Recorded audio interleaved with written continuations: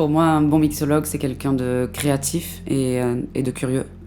On peut vraiment travailler avec tous les produits. Pour moi, dans un cocktail, tous les ingrédients, que ce soit des légumes, que ce soit des fruits, des épices, des plantes, des herbes, on peut vraiment tout mixer à partir du moment où on se renseigne sur le goût, savoir avec qu'est-ce qui va avec quoi, les associations, en gros. Au début, j'osais pas trop. Je regardais un peu ce qui se faisait.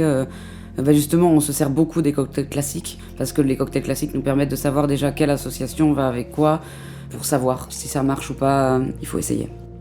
L'importance dans un cocktail, c'est vraiment réussir à mélanger la sucrosité, l'amertume, l'acidité. Et déjà, quand on sait mélanger ça, après il faut savoir quel ingrédient est acide, quel ingrédient est amer, quel ingrédient est sucré.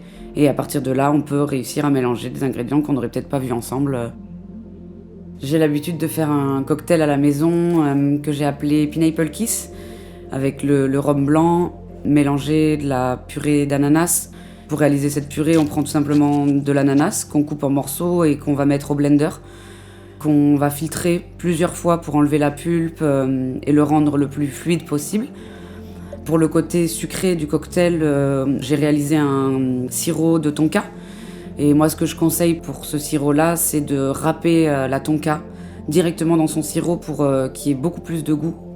Ensuite, pour le côté acide, pour équilibrer le cocktail, un jus de citron. Et ensuite, pour finir d'équilibrer ce cocktail-là, moi j'utilise un bitter au cacao. Donc un bitter, ça veut dire amer.